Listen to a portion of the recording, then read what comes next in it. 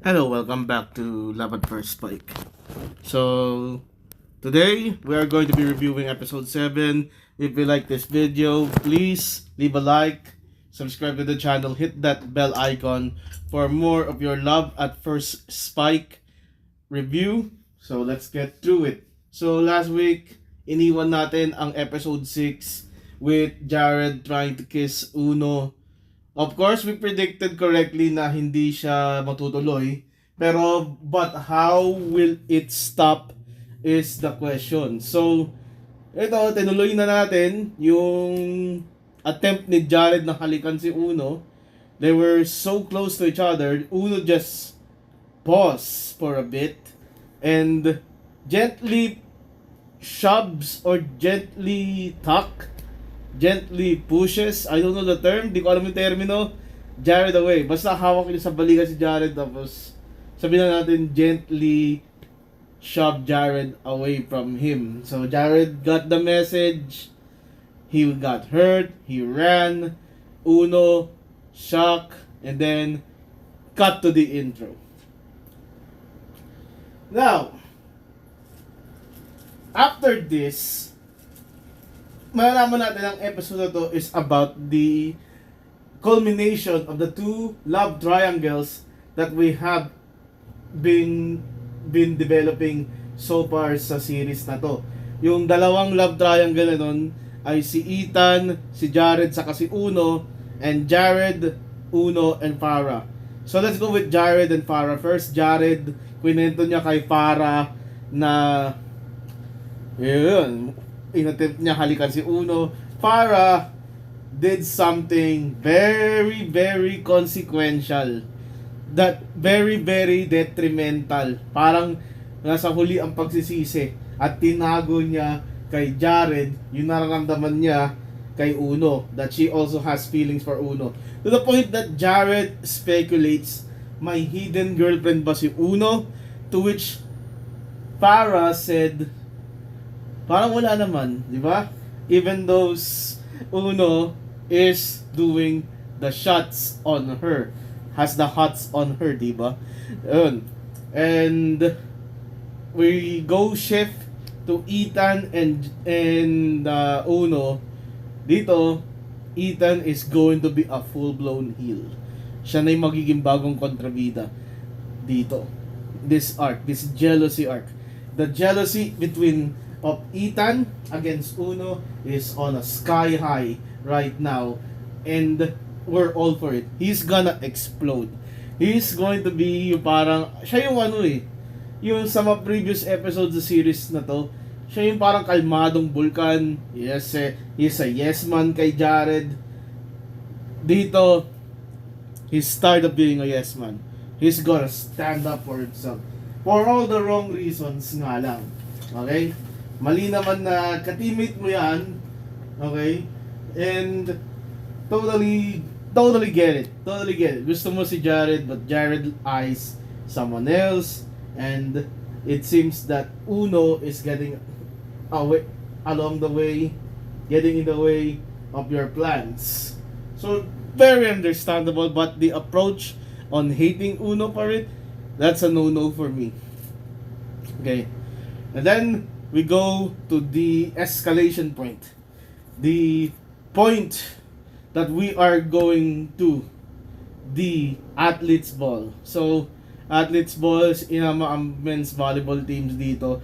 Even though they're not champions, sila ay atleta, pinuliti ka ata ng coach ng volleyball team para makapasok sila. Of course, there are some leeways sa LGBT dito. For example, Diamond's character, we'll get to it later. And may arc dito that Jared doesn't want to go, and then Farah is pushing Uno away. Uno is trying to take Farah as a date. So ang method ni Uno is simple. Meron siyang plastic notes, sticky notes. And sa volleyball, sinasadya niyang i-miss kay Farah para mapansin. However, bano si Uno, hindi niya mapatama, kaya dito lang nababasa ni Farah yung notes. Until nagpulot si Farah ng isa, may sticky note, will you be my date? Farah accepts. At hindi alam ni Jared to. Alam ni Uno, wala si Jared sa ball. So, ang dating tuloy dito, ay, wala si Jared, this is time. Pwede siyang magtago, di ba? Yun yung pwede kang magtago. Pwede mong may gusto yung captain mo sa'yo. May gusto yung captain sa'yo. Wala siya sa ball. Pwede ka namang gano. Hindi naman pala nagutan ni Uno si Jared na may gusto sa kanya. Pwede naman niya i-accept lang. And then, let's talk about it. Pero, ito parang dating dito ng episode na to. Farah and Uno are in cahoots. Okay? And Ethan is right there being sly. He is now bad-mouthing Uno. And he is about to explode talaga. Yeah. So we go to the ball. There's like some LGBT shenanigans. Ayaw papasukin si Diamond. Pinaglaban ng coach. It's about Diamond wearing a dress kasi lalaki siya. To be honest, di ako aware na lalaki si Diamond. I was only aware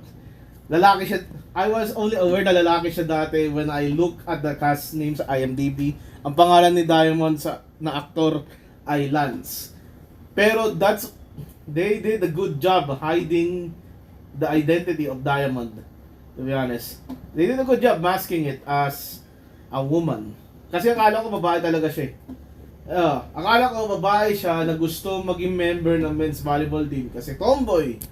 Di naman nakalain na lalaki talaga siya pas binabae. Okay? Because it could be either way. And I chose the wrong option. Yung maling akala. Okay? That's on me. So, we have a glimpse of Parker here. But unlike any other episodes, Parker just stares at the volleyball team, did nothing, and he just entered the room. And then the volleyball team entered the room, and then they dance. Wala pa si Jared.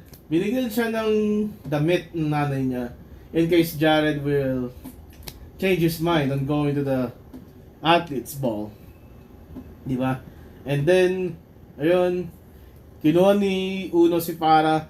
They admit their feelings and they kiss. Suddenly, Jared arrived. Nakita niya naghalikan yung pinsan niya sa kasi Uno. And he ran.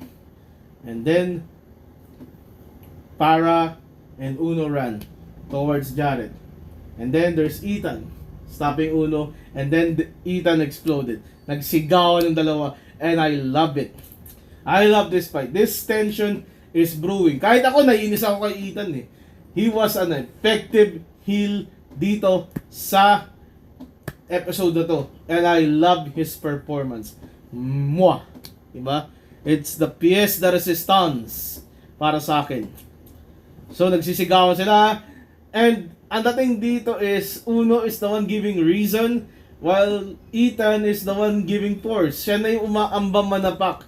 It's not Uno that was characterized as the bully, as the one na nananapak in earlier episode of the series. It's now Ethan. Ethan is giving in to his jealousy. That's what I like it. What does this mean? Kasi inawat sila ng coach eh. Team building ba ulit? What does this mean between Ethan and Uno? We'll find out next episode. And then we got to the point of Jared confronting Farah about the feelings. Jared felt used. Okay? Felt used. He felt betrayed kasi si Farah nagtago ng feelings. Jared admitted all of his feelings for Uno to Farah and Farah hid it from him. And then the worst part, Uno comes in after his sigalot kay Ethan. As sinabi ni Jared, did you use volleyball para mapansin ng pinsan ko? Oh my God. It's cinema. Yun yung masasabi. That's it. Who was in the wrong para sa akin? I think Uno and Farah were in the wrong. They could have kept it honest to Jared. They chose to hide it. Diba? Farah knows about the scrapbook. Uno knows about Jared's feeling. Pero Uno and Farah, they had feelings for each other. They decide to hide it from Jared, who deserved who I'm not saying deserves anything about this, but given his feelings kay Uno at pagiging pinsan niya si Farah, I think he deserves some information regarding sa namumuong relationship ni Farah sa kani Uno. And there is also other than that, other than calling out Uno for using volleyball to get into Farah, did Jared also called out Farah for using the team building just to spend time with Uno. It was something. It was something na hinihintay natin all throughout if you're an avid viewer of this series. Yes. Episode 7 for me is like the mid-season finale. Okay? We've gotten the blow up for the love triangle. And we're off to a new arc. The arc that will resolve the setup that was given by this mid-season finale. Para sa akin mid-season finale ang 7. I could be wrong na ilang episodes to, but for me, this is like the climax of the previous arcs that we've known, and there are more things to come. So, what we're looking forward next episode is how they will coexist again. It's like this is the stake ng volleyball team. How will they coexist against the top seeded school that they are facing? And furthermore, if they lose, I believe it is in-imply dito sa episode na to na pag natalo sila, it's a career-threatening match. They will be disbanded on the spot. So, let's see if they can put their egos aside next week. And yeah, that's my review recap of episode 7 of Love at First Fight. Thank you for watching. Goodbye and good night. Bang!